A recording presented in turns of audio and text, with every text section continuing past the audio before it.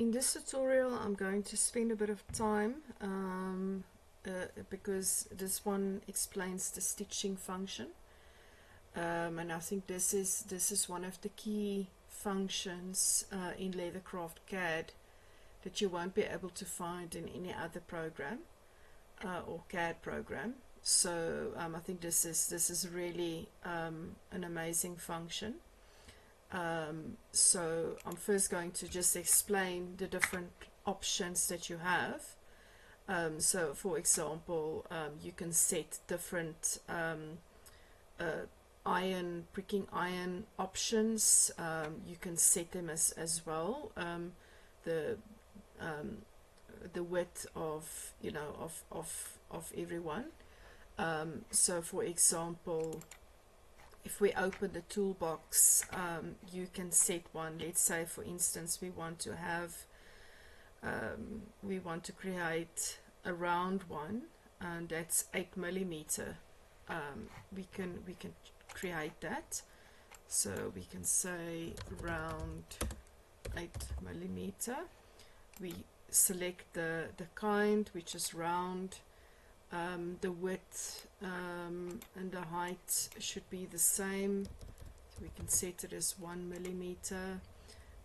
Degree doesn't really matter here, and then we've got 8 on the pitch, so that's how far they are in between. And then here you can select the blades. The blades would be, for instance, you want one blade or 2 blades, 5 or 10 apart in one shot. So I'm going to add it like that, and then we're going to say apply changes made, and it would add the 8mm like that. So let's stitch something. So I'm going to start with a box, and then I'm going to do an offset of that. I'd usually do an offset of 3mm for my stitch line. So let's do that for a box, and then we can do the stitching. I'm going to select round 4. So if you do a normal stitch like that, you see if I select it on 1, it only does 1 at a time. But if I select 2, it will then do 2 at a time. But because there's a reduce one blade, it will reduce that blade. So one blade.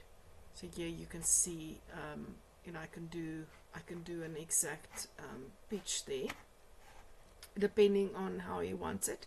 If you have if you want to manually punch your holes, and you have a punch that is exactly 4mm, this could be the ideal option to use.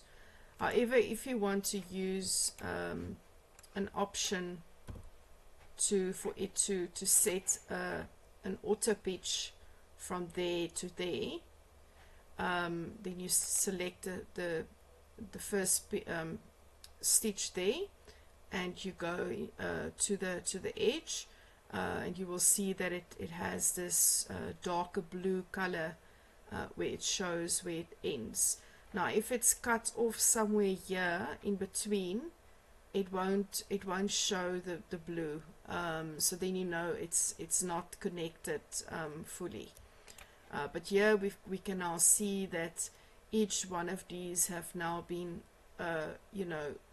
spaced exactly the same up to this point, but it's still closer to 4mm instead of 5mm, for example. And the same we can do from here to there.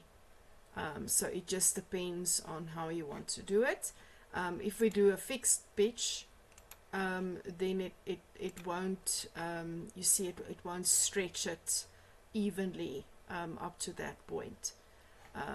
So you can also change the fixed pitch here if you wanted to. But I use the auto pitch a lot because I prefer it being perfectly even up to the end. So that's my preference. Now let's say we do a different stitch option, or pricking iron options. So for instance, we've got a diamond, and this is what the diamond stitch looks like.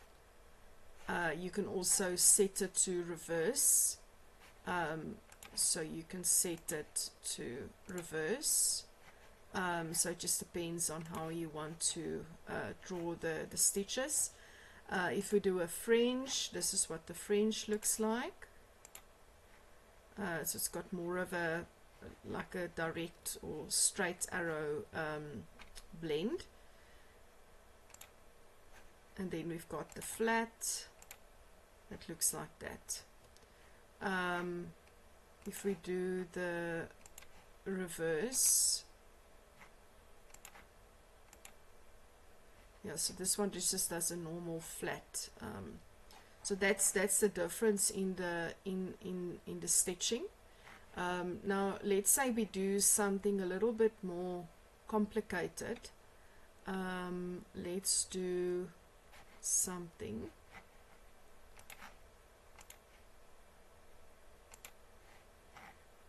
Just remove this one first.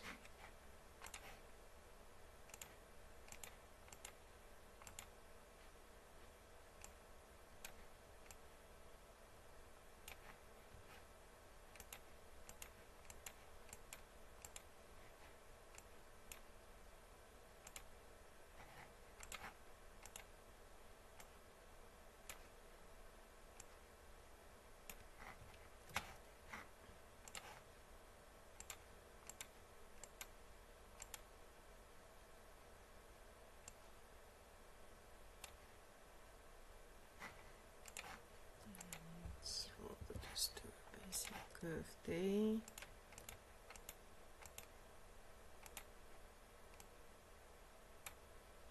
Alright, something like that, and we do an offset.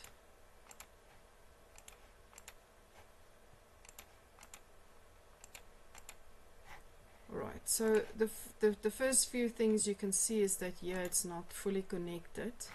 So before we can do the stitching there, we'll have to just make sure that all of those are connected properly.